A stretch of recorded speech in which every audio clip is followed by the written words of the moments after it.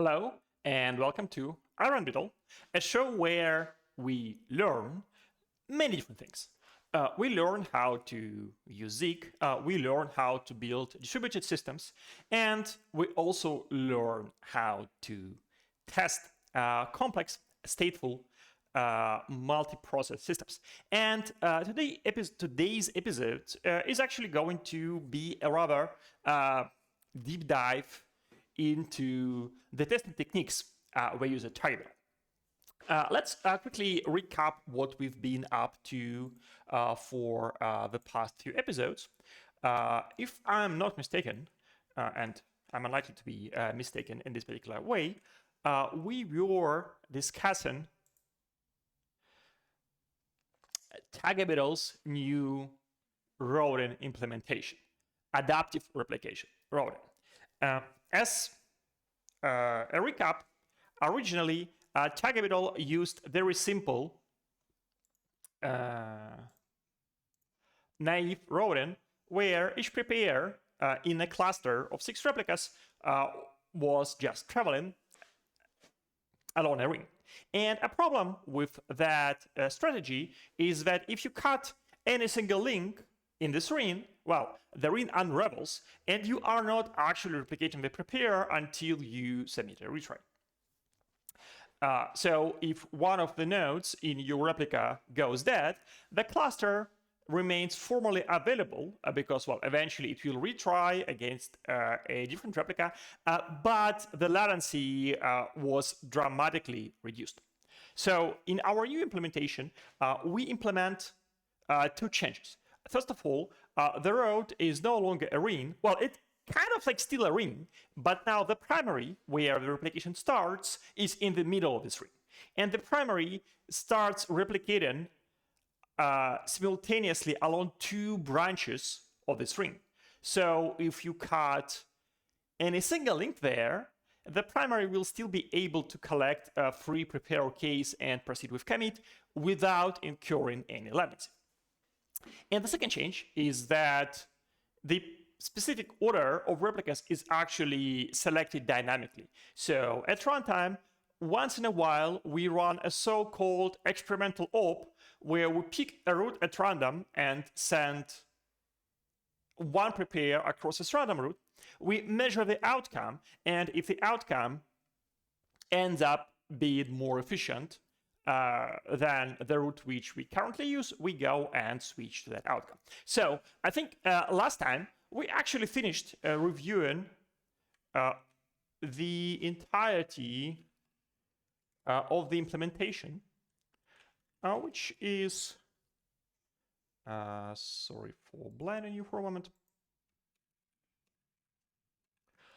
which is just a single, not very long file. So today I'm going to cover how we are going to test this code, because it is really fascinating. Because in this isolated piece of code, we actually wrote 4 different randomized tests. And let's start with this encode function. So as a reminder, the root is our data structure, like a fancy bounded array, if you will, or maybe like a fancy integer, which just stores a permutation of replicas which encodes our root. And when we communicate this root in a ping message, we want to send it as a spare field in the header, because we have a spare U64 there. So we need to encode our root, which is a slice, into U64, and there is like simple bit manipulation and decode functions, and we need to test them. So I think we already have this test written, but I just want to maybe write it again, just so we see how you could invent this test from those principles. Okay, so let's see. We have test root encode and decode. And we can start with, I don't know, maybe a unit test. So let's say that we have our root, which is, okay, I now don't really, okay, let's say we start with like root preval for 6 replicas. And we say root encode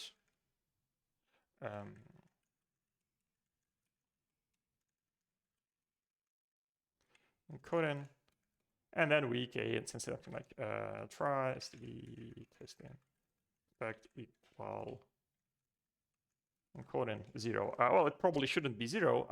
We'll figure out what it should be. So let's run our test here. Oops. I'm still bad at actually hitting the keys I want to hit instead of all the other keys. Okay, this is still a ZIC, which uses LLVM for compilation, so it is not fast. So okay, we kind of like, yeah. Oops, still bad at this.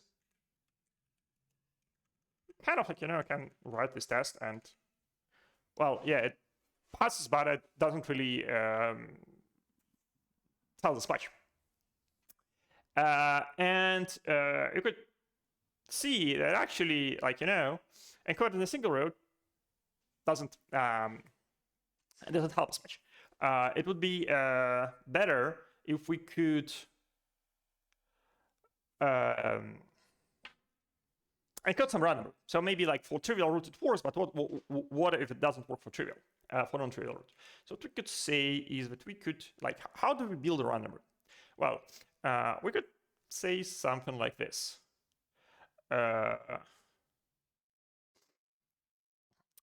We need a random number generator, PRNG, which is, do we have standard X imported here? Okay, yeah. Let me see.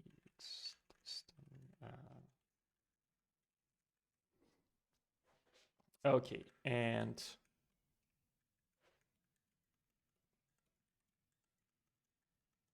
so this is route. Then we want to shuffle this route. Shuffle.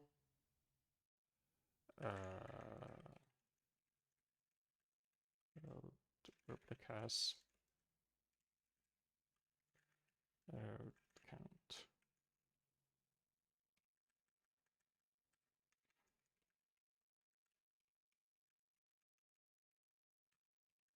So then we can encode decode const. Then we can add decode. Okay, I don't know. For decoding, we need a view. Okay, let's say that we always. Okay, so this is called code. Code. Let's say view is replica count. So we say that replica count is 6 and view. Well, let's say 1. And then we can assert that. Actually, I think there is even equals slices. Okay. So do we have? Well, actually, we don't even have the slice here. Oh, okay.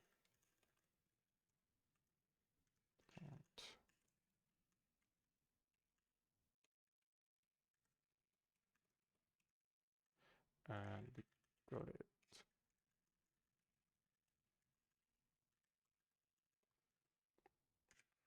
Let's see whether that works. And I think this probably will fail because we have an invariant. Well, no. It fails for the trivial reason that I'm bad at typing things out. So I think this will fail because we have an invariant. Okay, now for the shuffle, I want to say what I'm shuffling, and I'm shuffling U8. It will fail because I think we require that the primary is in the middle of the road.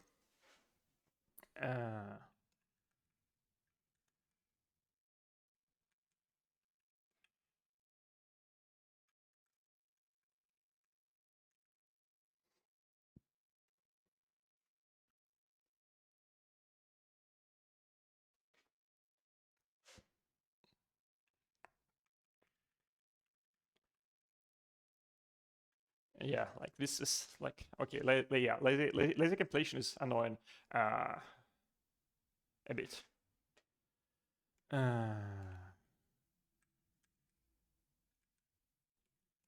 Okay, I expect this to be non-null.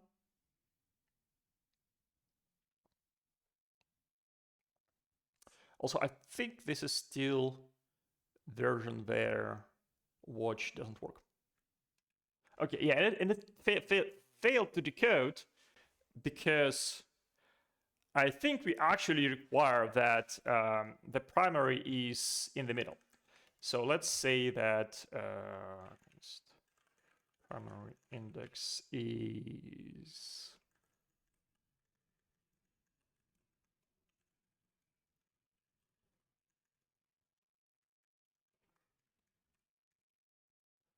view.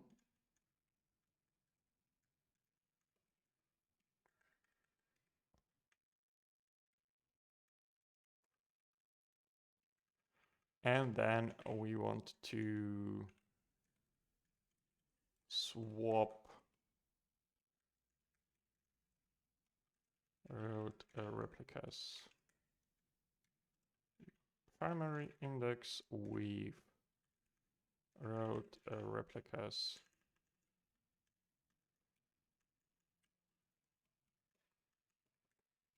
the primary should be in the middle, which is the floor replica count.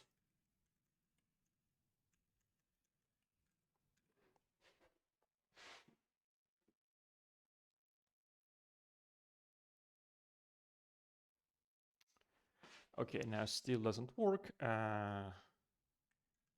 Index of scalar, this is what I want. Because index of looks like a subslice in a slice, but I don't need a subslice, I need an element. And I need an address here. I don't know why it takes so long to... Oh, I know. Because I want unit tests, I think. So this should be faster. Okay, yeah. So it feels like it feels like it works. So okay, we kind of like started with like an example-based test, and it like well, one example doesn't tell us much. Now we have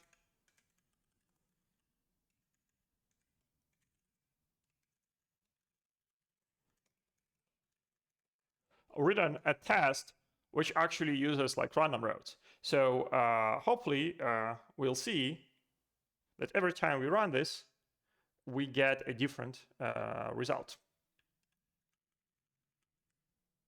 Okay, you see. So let's see this. So this was one code, 188. Well, okay. You see every time I run this, the code changes. So now our test is like pretty nice because it like uses tests several routes, and we actually could do something like something like this for, let's say we want to run 1,000 iterations of this encode and decoding test. Okay, so this will still fail because Zik doesn't allow for login inside the test, error logs inside the test. Oh, okay, maybe it does allow. Okay, I don't understand this. It should have failed. Well, okay, when your test passes, the question is like, hey, is this even working correctly? So let's remove this thing, for example, and see if we get any failure. Okay, yeah. So the rest works, and like now we checked 100 routes. Okay, so this is kind of like one way you could approach this non-unit testing, this generative testing. Like we have like this encoding function, and encoding has a trivial invariant that if you encode and then decode, you should get the same thing. So you get a natural idea that okay, let's encode a random thing. Now we'll do something fun. So you see, we are encoding a permutation of 6 numbers, and there's not that much permutations of 6 numbers because it's like 6 factorial. It's like 720.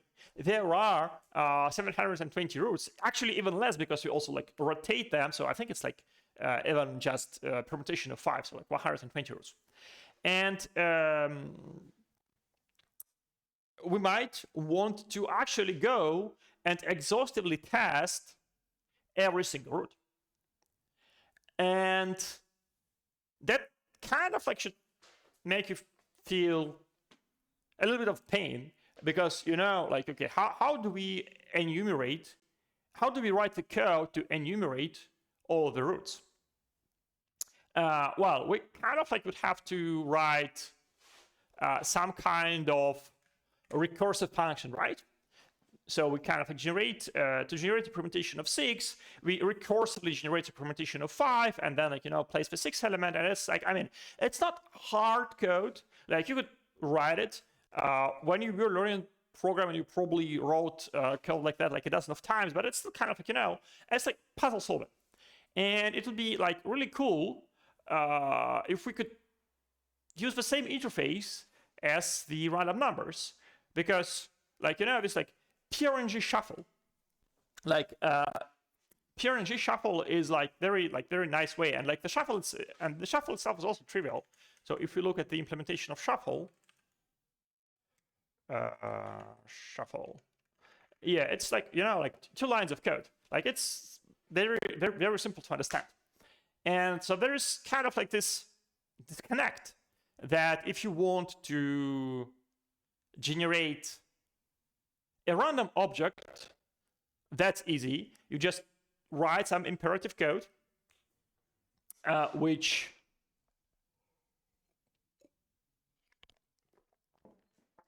like goes and calls a random number generator a bunch of times and gives you like a random object. But if you want to write, if you want to enumerate all objects, then you have to like, this crazy recursion kind of thing. And here is like this magical trick. Actually, you could implement a random number generator which generates all sequences of random numbers. So okay, let's mentally debug this and let's mentally go into this shuffle code.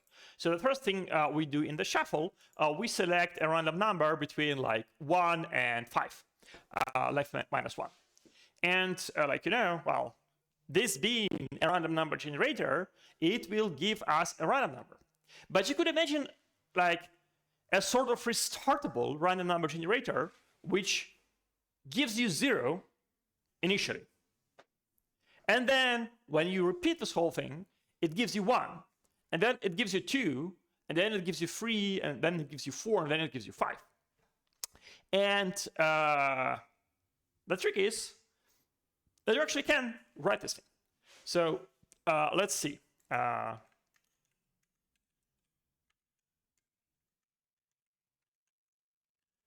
I don't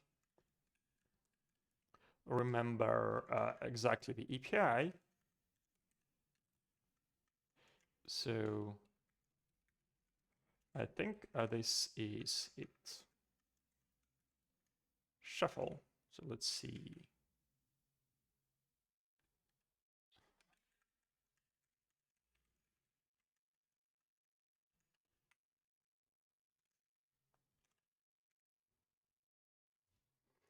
Still don't understand why it takes so much time.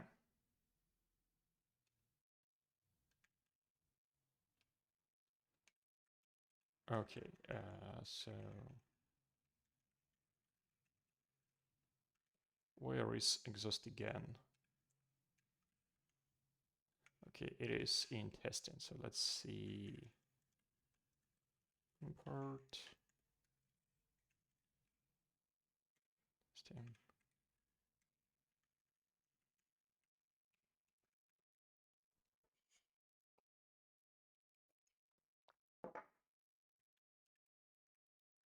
Okay, and I also want to.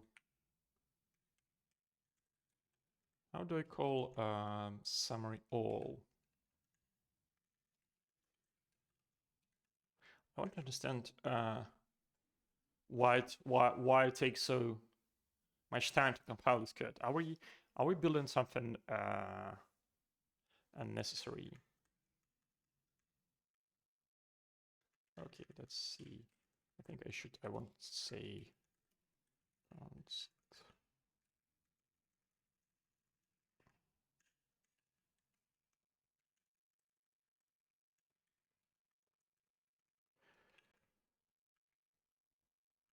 okay, so what?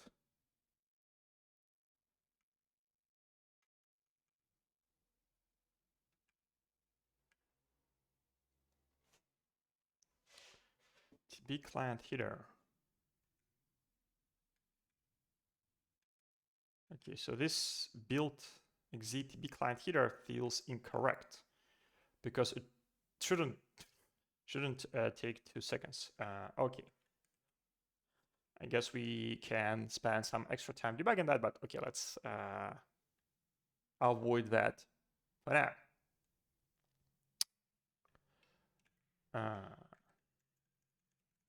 Okay, so going back to the thing we are actually interested in. So this GAN thing from Exhaust again.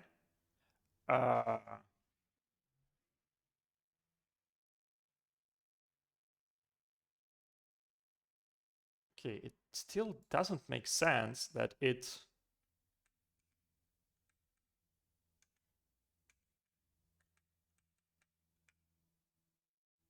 takes 8 seconds, while it says it's like it took 2 seconds. And this build exitb client header is incorrect. Okay, I'm wondering, should we debug this build slowness? Well, okay, we are not going to debug build slowness right now, so I'm just going to like ignore the summary, but then one day we should get back to it. Okay, so this thing is kind of like this idea of random number generator, which generates all permutations. So let's see.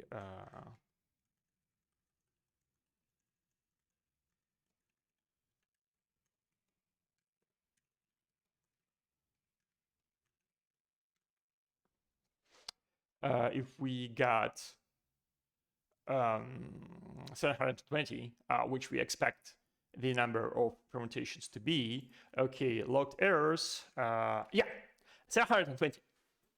So okay, you see what I've done here. This is nice. So I had a test, like just like ad hoc, like randomly written, like using random number generation. Okay, I mean, let's actually let's say that we like also select replica count randomly. So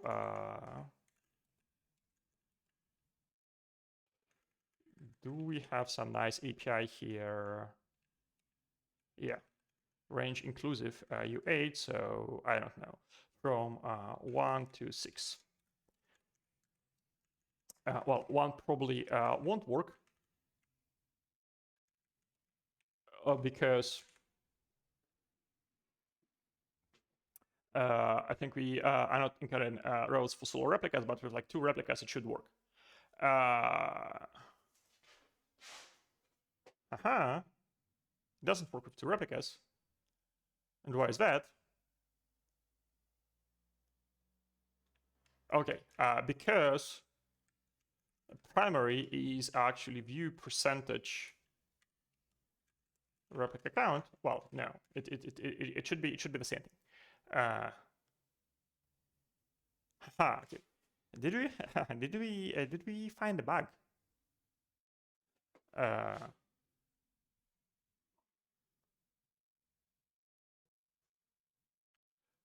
Oh, okay. Because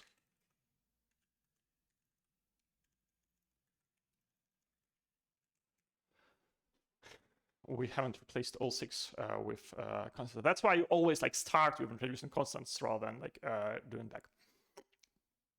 So okay, like you see, like I kind of like said, okay, let's now generate like the number of replicas in our root randomly, and this gives us like 872 different rows. And if you like imagine like updating your recursive function from generating all permutations of length 6 to generating all permutations of like lengths from like 2 to 6, like it's painful. And with this random thing, it is like very easy. And the question is like, well, what is this magic? Like, how do you write this gen function? And I do have a blog post about that, which is called generate all the things. So I do recommend checking this out because it's a useful tool. But well, I can try to briefly explain this. And there's like good news and bad news. Good news is that like it's like super simple. It's like this, like like 4 fields and like one, I don't know, like 10-line function is all you need to get this magical random number generator, which like generates everything. I mean, I think it's even simpler. Yeah, it's actually simpler than like actual random number generator, because like there's like this like some like bit shifts and like whatever here, and like also like some sidden there, and the enumeration thing is like simple. So that's the good news. The bad news is like it's impossible to understand. Like, I mean, I came up with this code, but every time I like go back to it, it's like super super hard. But okay, so what is the idea? So the idea is that we run this random number generator in a loop, and if it is asked to generate a random number from 0 to 5, then on the first iteration of this loop, it will generate 0. On the second iteration of the loop, it will generate 1, then 2, then 3, then 4, then 5. So that's kind of like the simple story. The hard story is that there might be dependencies between numbers. So you could imagine something like this. So we have this gen, and then we have this a while not done loop, and we could say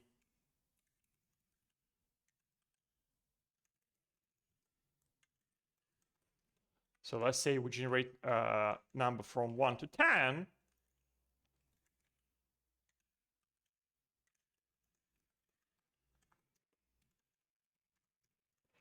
And then we generate a number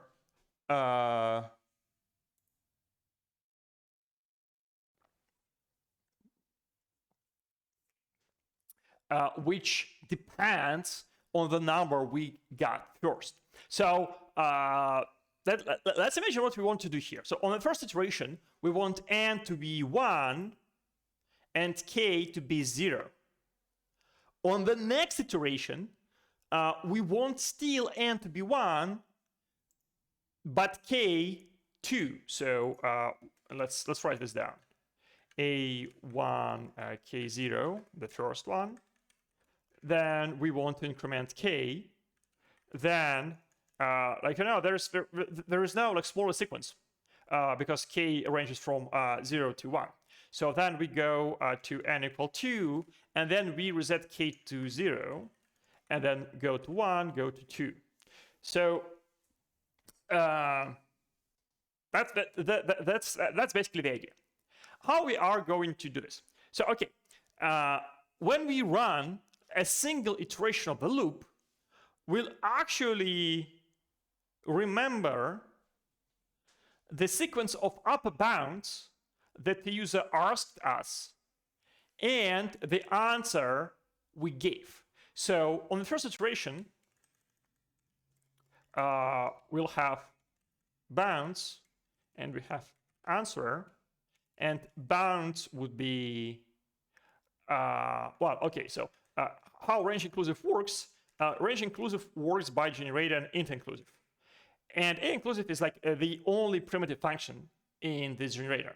So actually, while we ask to generate a number from 1 to 10, internally it's going to generate a number from 0 to 9. So the bound is going to be 9, and the answer is going to be 1. And on the next iteration, the bound is going to be 1, and the answer is going to be 0. So this is what we get after a single iteration of the loop. And to go to the next iteration, we need to give the next biggest answer, which is still compatible with bounds. So if you look here, the next answer is to increment, the rightmost item, which is lower than the bound, which is going to be 1. On the next iteration, we cannot increment 1 because it is already equal to the bound, but we can increment 2. But that means that if we increment 2, then the second bound changes, and we generate 1 again. So that's kind of like the gist of it. Okay, so let's see the implementation because it's really simple. So okay,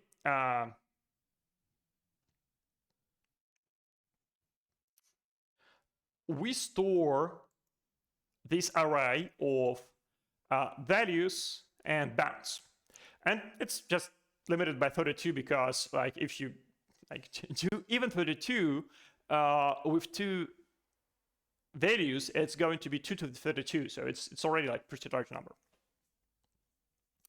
And then we have a P which tracks the index in this array. So at the beginning of the loop, the P is a 0.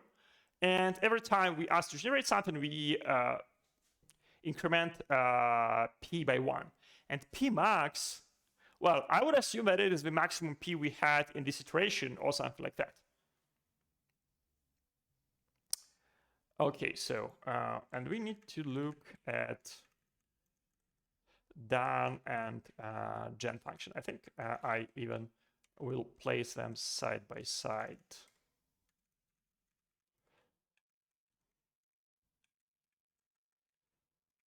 Okay, so how do we generate this thing? So we look at the current position. If our current position is our maximum position, we need to kind of like append a new element to the end of the array. So we say, okay, just let's like reserve a place there. Then we advance our position, and we say that, okay, the last element, I think it's might be a better return like this. Or maybe not. Okay, let's not try to overthink this. So we say that, okay, the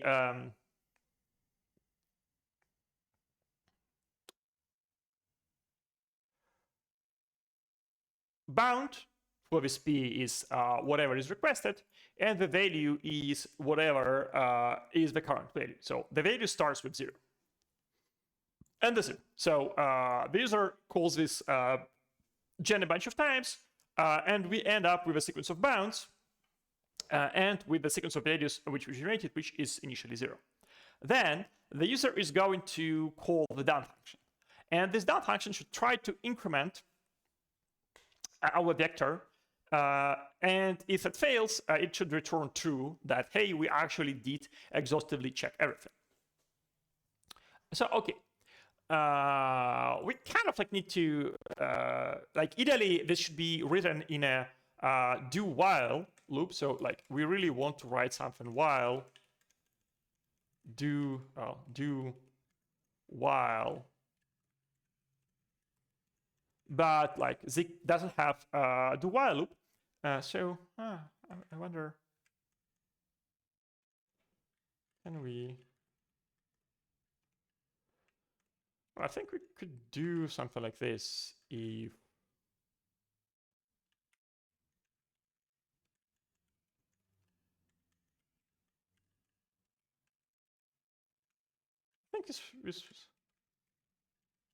I think this will work for the pilot. This is ugly. Like we just have a like started extra bit which we just set on the first iteration. Okay, on a real iteration. We have this sequence of bounds, we have this sequence of values, and we know like the length of the sequence, which is Pmax. So then we are going to increment the first value, which is below the bound. And then we are going to zero out everything else. So we walk our array backwards. We find the first value, which is less than bound. We increment it. We say that Pmax is equal. Oh, okay, yeah.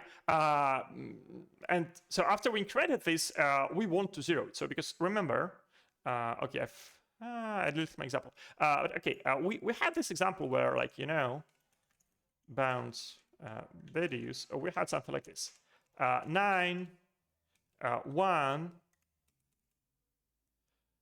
0, 1. Okay, so here, like, we want to increment this 1, but after we incremented the 1, we actually want to reset this 0 to this 1 to 0, and actually, like, everything else here should also be zeroed. So if we had something like this,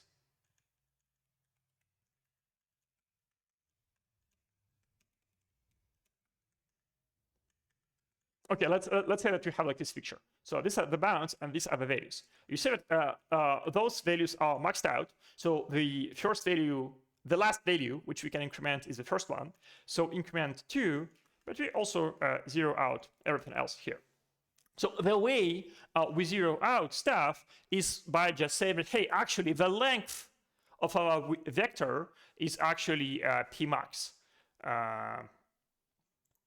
And then kind of like the zeroing out will happen implicitly when we reach p max and increment stuff here.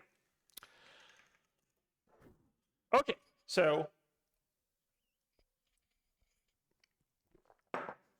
I kind of like don't expect you to understand this code. Like, to be honest, I don't really understand it.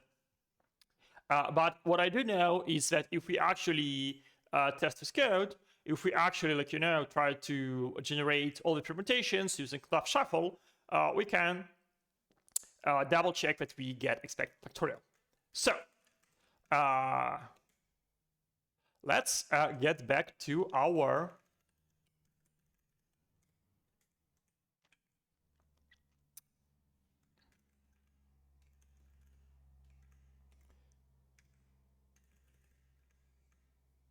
real encoding test. Not the one we've like quickly wrote down from first principles, but actually the real thing. And you see that this is like, yeah, it's basically we, I mean, why I'm doing this?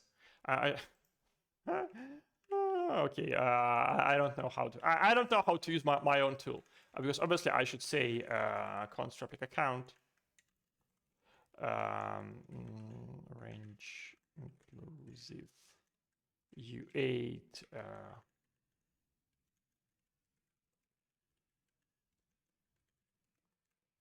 okay,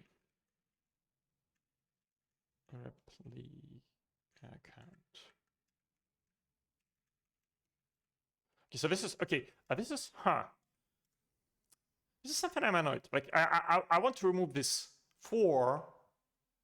But that kind of like is a pain to do without better syntax support on Zilla. Okay, let's do it this way.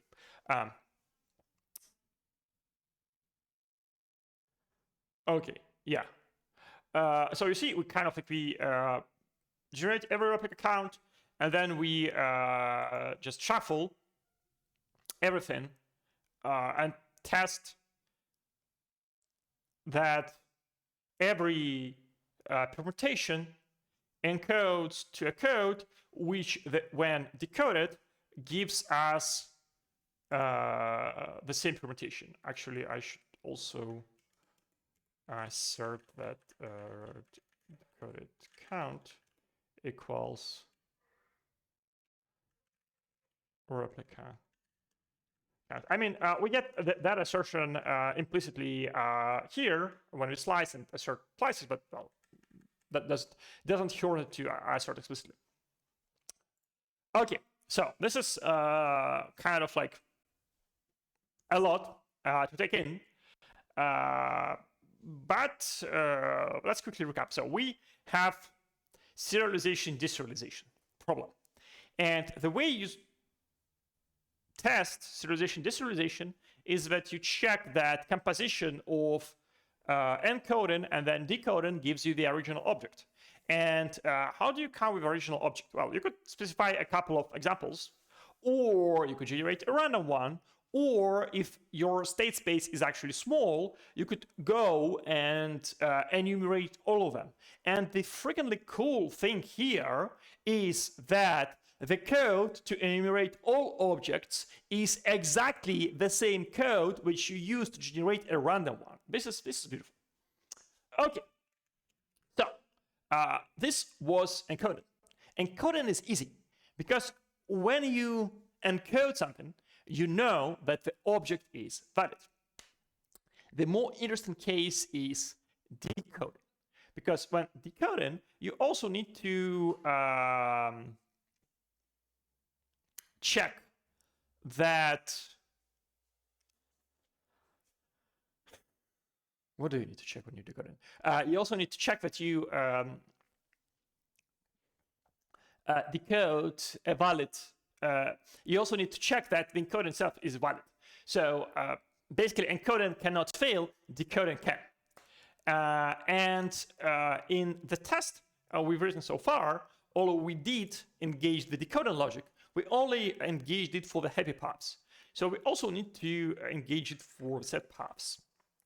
And this is what we do in this test. This is, again, kind of interesting. So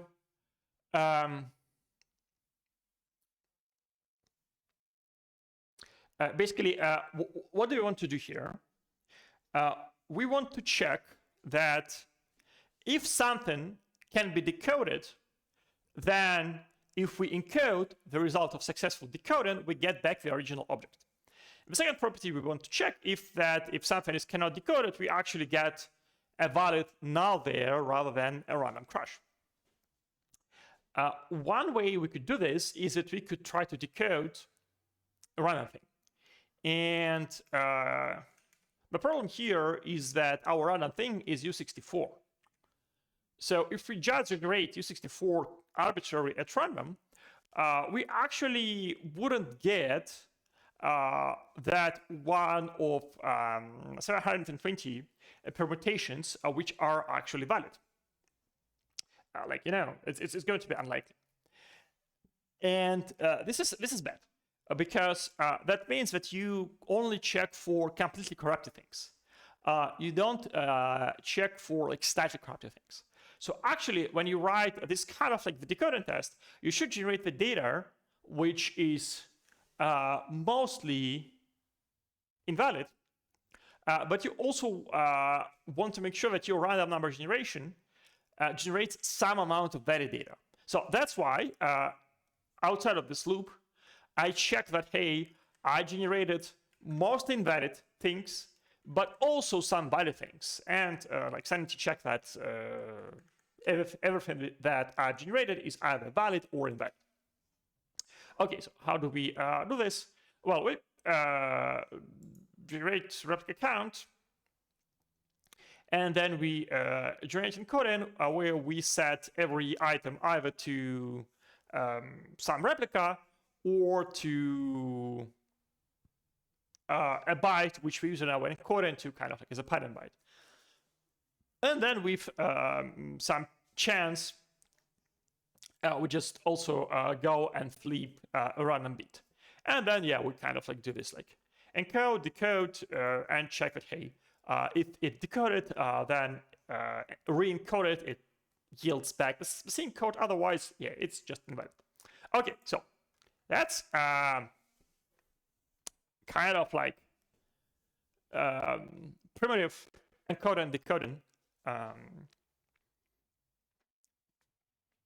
testing for this one micro aspect of this entire adaptive optimized product. But that's not interesting. It's a trivial detail. It's okay. It's important to get it right, but we want to get the entire thing correctly as well. And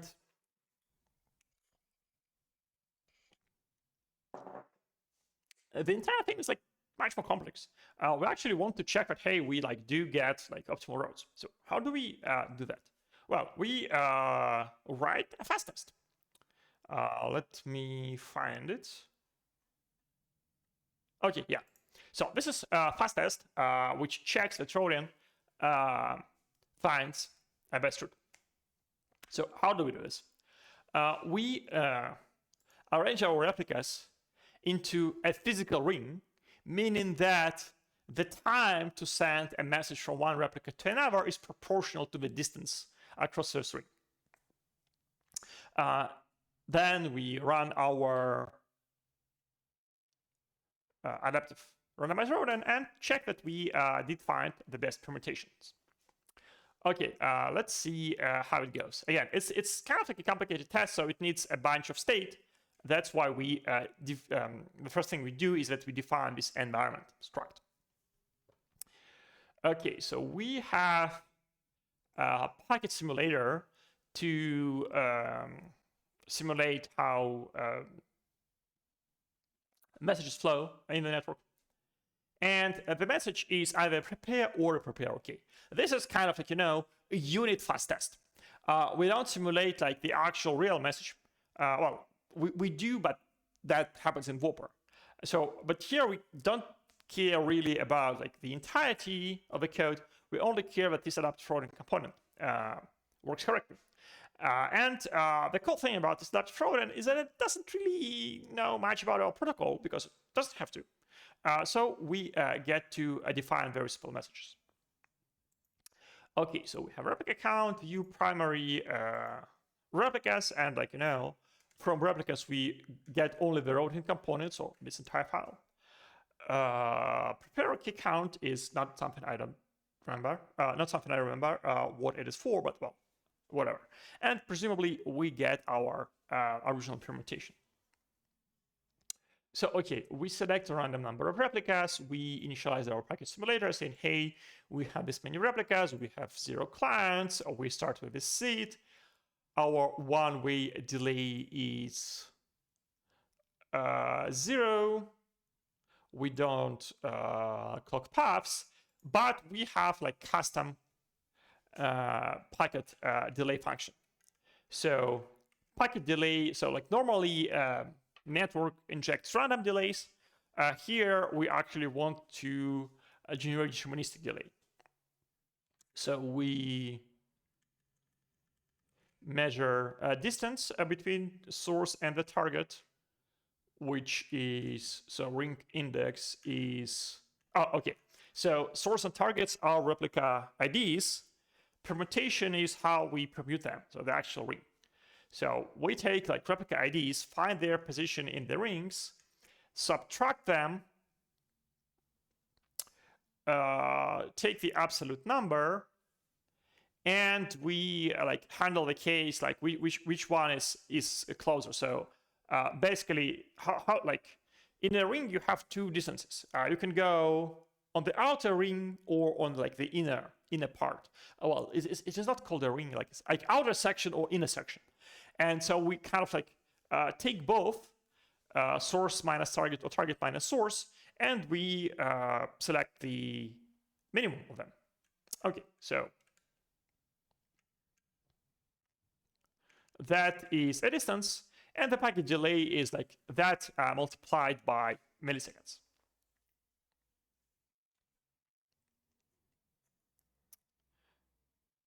Okay. And while we are at it, we could also see this, like, given a route, we could compute what is the total distance.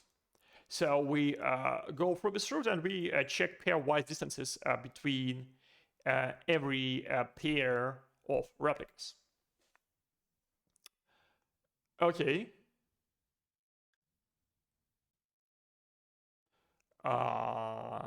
That's it. So let's finish our initialization. We initialize packet simulator. We initialize the permutation to a random permutation. We create our replicas. We create our routing. We pick our view. We pick our primary. We are done. Okay. Packet deliver. So packet deliver is a callback which packet simulator used to signal that, hey, this packet now is delivered according to this path. So if the packet is prepared and it is targeted the primary, that this is kind of like the simulation of the request. So we go that, hey, primary prepared is prepare at now, so okay, the current time is just simulator ticks times whatever is the tick duration. Okay, and after we prepared, we submit prepare OK, targeting the primary, and then we take our current route and submit a prepare for that route. So okay, so like this is what happens only on the primary. This happens for everyone else. So everyone else sends prepare OK to the primary, and everyone else forwards a prepared along the route. Okay, if a packet to be delivered is prepare OK, then we must be a primary, and we just count the number of prepare OKs we received, and notify the routing to the primary that hey, we have this prepare OK. Seems simple. So what is the actual code? Well, we run it 10 times with different seeds. We view change every replica to this view. And then, okay, we actually even do napkin math for like how long should we run here to select everything. We have 120 routes. 2 of the routes are optimal because the primary is in the middle, but the primary has like, left branch and the right branch, and you could swap the branches around. Okay, 2 routes of optimal, so we have 1/60th chance of finding the best possible route per experiment. Experiment runs in pair ops probability of 120, so we expect 40 ops per experiment. 10k ops gives us 250 experiments, and we expect 60 experiments to give us the right value, so probability that we don't select the best route in under 10,000 ops is negligible. So we actually could assert at the end that the route is actually optimal.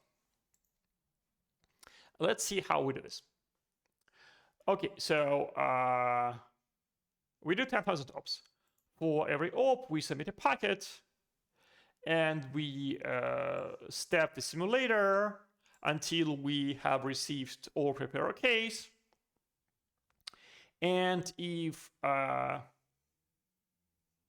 we got route improvement, we activate this route. And in the end, we assert that the total route distance is a minimal distance possible. So we just got like replica count -1. And this works. So if you run this test,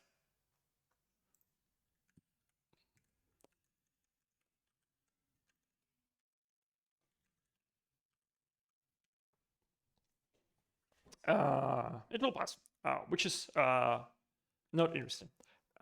What is interesting? Okay, so we haven't finished. We haven't finished our bounded array removal refactoring. So let's quickly finish it.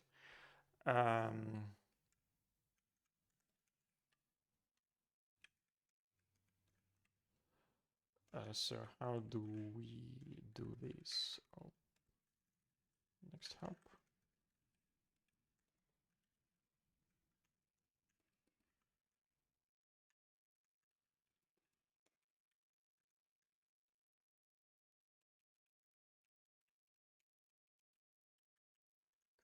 Next help for next help. Okay, let's also assert that next help len is less than equal to 2.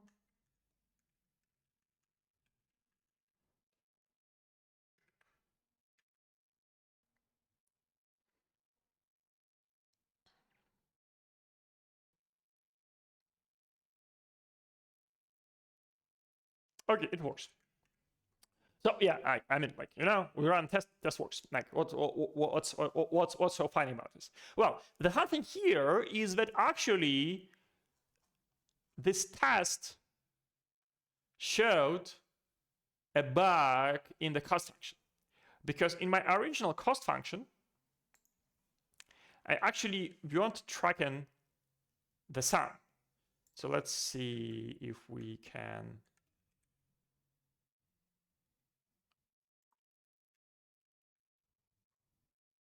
comment out the sum and see if this finds a problem.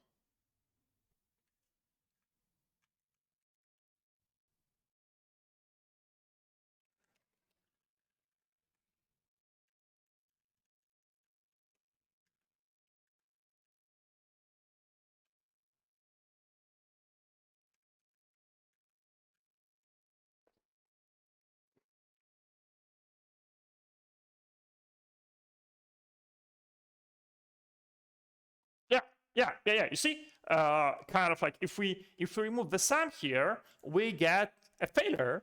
And I originally didn't realize that just looking at the median duration and at the maximum duration is enough, that you also need a sum. That it is like, it is possible that although the time for full replication, the latency for full replication, and the latency for commit is optimal, some replicas, some prepares still flow on an optimal route, and like in the middle, there are some hops which we would love to avoid. Okay, so that was the fast test that checks that our cost function works correctly, and not only just like checks that I didn't make bugs. It showed me a logical error in what I was thinking about. It showed me that, hey, actually, I also need to care about the sum total and not only median and maximum. Okay. So we had only one last fast test left here, which is called rodent fast. And again, this is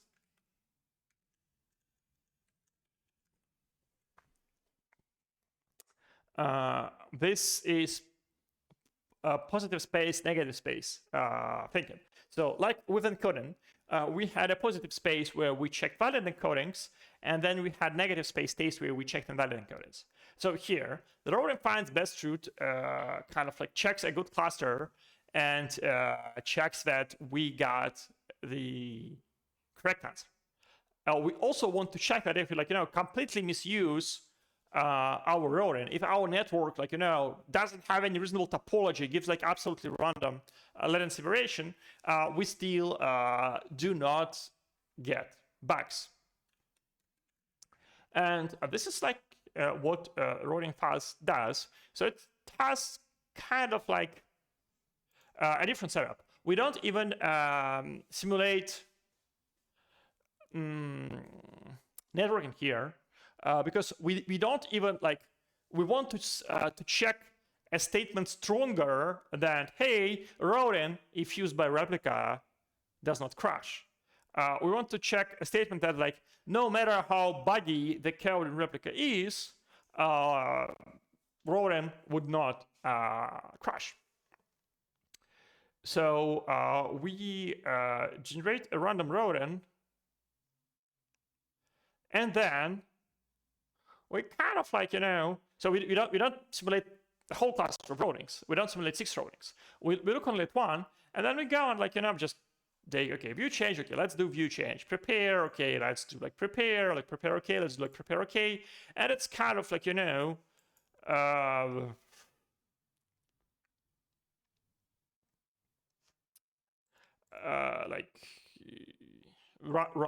kind of randomly send prepare many times. We randomly not send prepare.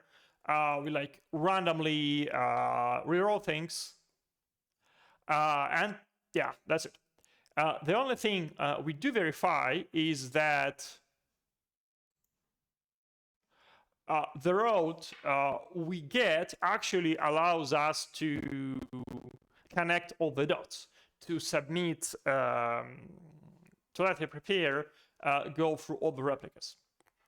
So to verify that the route is valid, we kind of create a copy of the rodent now from perspective of a different replica, and we simulate the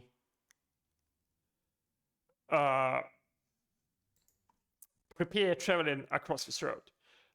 So we go and say, hey, actually, we visit this particular replica. Okay, I feel like I'm not being honest here, I'm kind of like glancing this code over. So okay, let's do a good job.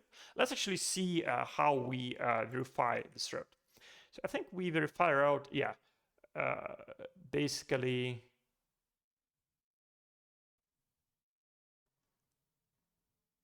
Every time we want to send a prepare.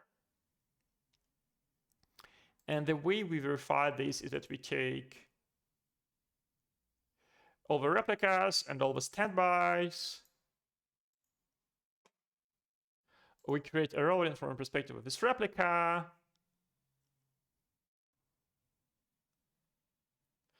We assert that if we have a primary, we get a 0, 1, or 2.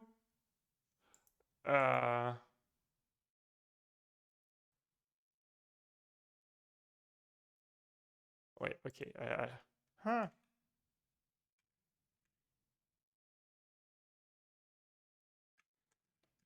Okay, yeah, this doesn't compile because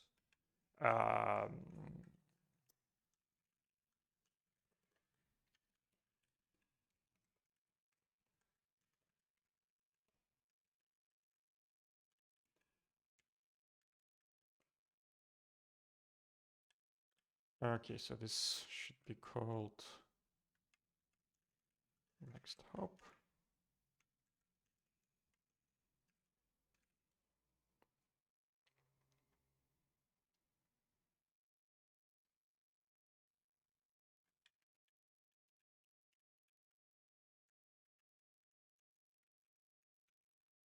Yeah, we verify that if we have the primary, then we have 0, 1, or 2 next hops, depending on like how many replicas in the cluster we have.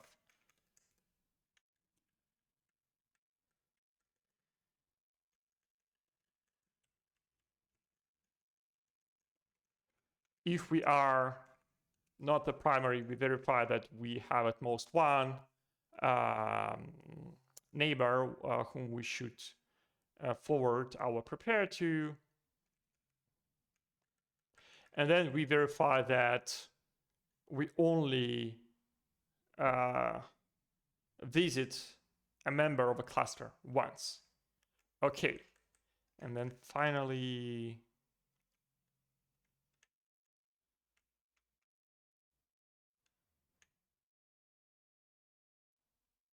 yeah, we verify that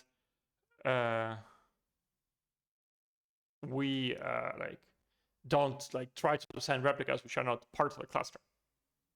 Okay, I think that's it. I think we've covered 4 different randomized tests which we wrote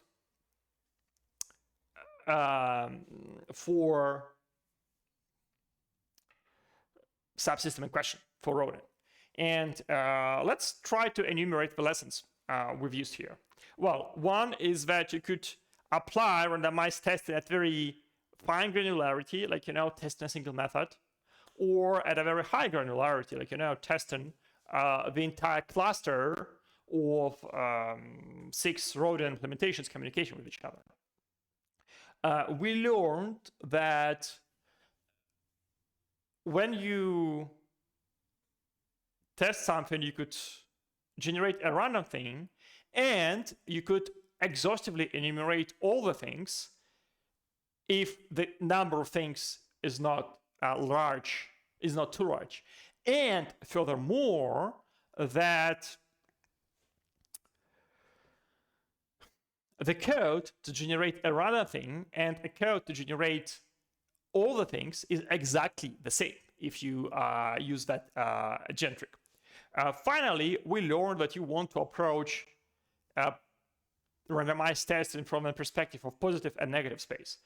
You want to generate all the good cases, and then you want to generate cases around the boundary where some are good, some are bad, and then assert that, hey, actually nothing blows up. So when you test positive space, you could assert a strong positive invariant that the answer is what you expect exactly.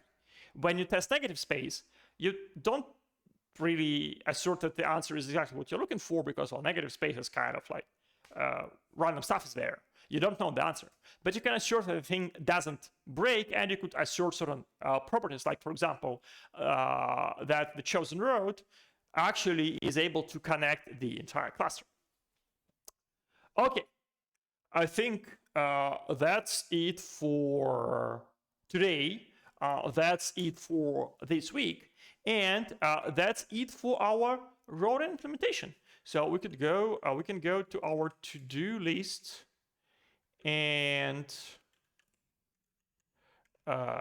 check out adaptive Rodent and exhaust again.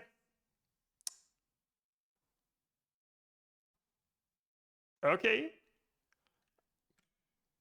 I think I'm going to not waste your time. I think I'm going to submit a pull request with refactor with it today separately.